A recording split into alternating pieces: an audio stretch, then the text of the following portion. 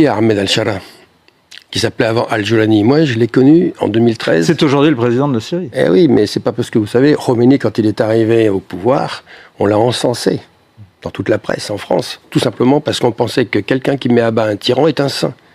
Mais un tyran peut en chasser un autre. C'est le cas d'Al-Shara avec Bachar al-Assad. Al-Shara, il a été, il faut le rappeler, un lieutenant d'Al-Baghdadi, l'État islamique, qui a organisé les attentats de masse en France. Voilà, c'était son lieutenant. Puis il est parti en Syrie, créer la branche syrienne d'Al-Qaïda, Al-Nosra, c'est-à-dire fils spirituel de Ben Laden, qui avait détruit les tours jumelles de New York en 2001. Et on pense que c'est un repenti aujourd'hui.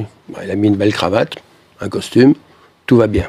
En fait, c'est à la fois notre atlantisme, parce que c'est Trump qui a initié cette trahison des Kurdes, parce que ce voyage sur le chemin de Damas, c'est l'inverse de Saint-Paul. C'est le voyage de la forfaiture, la trahison de la parole donnée, à la fois celle pour les Kurdes et nos intérêts sécuritaires, parce que ça nous intéresse aussi, cette affaire, parce que nos intérêts sécuritaires sont en jeu. Alors, justement, on va revenir à une chose, donc, c'est le voyage aux Indines, si j'ai bien compris, parce que Al-Shara est toujours un djihadiste.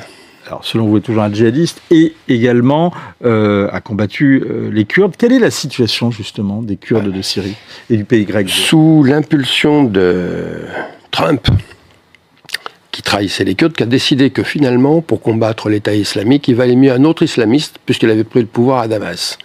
Et que les Kurdes, finalement, il fallait les effacer. Stratégie la vénézuélienne, finalement.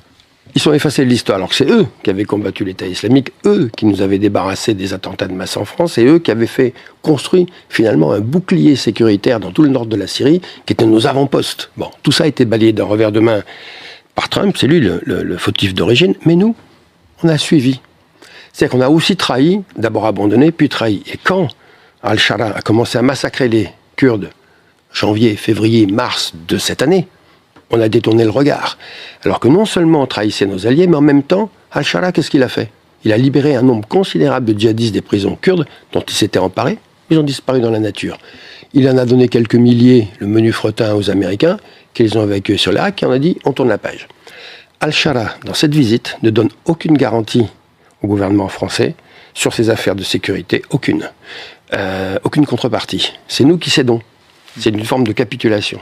Mais est-ce que, d'abord, est-ce que le problème c'est nous, ou pas quand même plutôt le fait qu'ils aient été abandonnés par les Américains? Parce que c'était l'aide américaine qui était déterminante pour les Kurdes, Patrice Franceschi. Oui, mais il y avait aussi la nôtre quand même. On était présents. On a combattu auprès d'eux pendant des années. Je rappelle que pour éliminer l'État islamique, ils ont perdu 36 000 tués et blessés. Nous, on a eu un soldat français tué pendant la bataille de Raqqa. Al-Joulani, moi je l'ai connu 2013. Au mois de mai, bataille de Sélékani, Al-Nosra, qui combattait les Kurdes. On sait très bien qui c'était. Égorgement, pillage, viol, décapitation, tout ce que vous voulez. Voilà le bonhomme. Entre 2013 et maintenant, il n'a pas changé. En tout cas, il n'a donné aucune garantie de changement. C'est Tarkia, double langage. J'enlève, je rase un peu ma barbe, etc. Il nous enfume complètement. Et l'autre volet qui nous permet de penser qu'il a changé, c'est qu'il offre, comme ça paraît-il, des contrats fabuleux de la reconstruction de la Syrie. Bon, donc le président...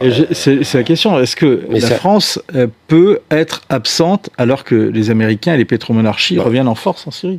Est-ce qu'on est obligé de pactiser avec le diable?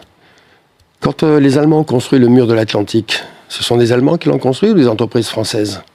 C'était la honte, et pourtant on l'a fait. C'est quelque chose du même genre qui se produit là. Mais en fait, c'est un jeu de dupes. Tous les contrats intéressants de reconstruction de la Syrie, l'oléoduc, tout ce qu'on veut, ils vont être donnés à qui dans ce jeu de masques? Aux Américains, aux Turcs, aux Qataris, aux pétromonarchies, qui mènent le jeu depuis le début, c'est pas nous. Donc nous, vous verrez, ils vont revenir avec plein de promesses mirifiques, et au final, on n'obtiendra que des miettes.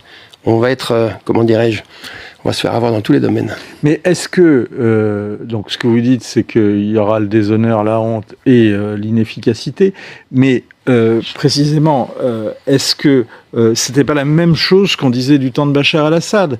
Il y a un moment où, quand même, il faut bien pouvoir parler avec les États, et c'est normal que les États puissent se parler entre eux, et puis y avoir des contrats qui puissent être faits. On ne dit pas le contraire pour parler.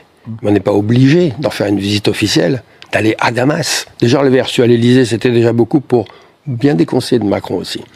En fait, il y a, quand on regarde bien les choses de près, parce que ça nous semble incompréhensible de faire une telle chose. Vous savez, la Syrie, on s'en est passé pendant 15 ans, on peut encore s'en passer quelques années. On peut discuter avec des gouvernements, mais pas forcément à ce niveau-là. En fait, il y a une forme d'atlantisme chez ceux qui conseillent Macron. Nous sommes souvent entre les mains de ceux qui financent bien des choses en France, le Qatar, et la Turquie qui mène le jeu. Et comme c'est notre allié dans l'OTAN, ils nous garantissent qu'Al-Sharaa a changé, mais que tout se passera très bien. On dit oui, mais sans contrepartie et sans aucune garantie. Voilà. Devant toi, le sauveur de la France.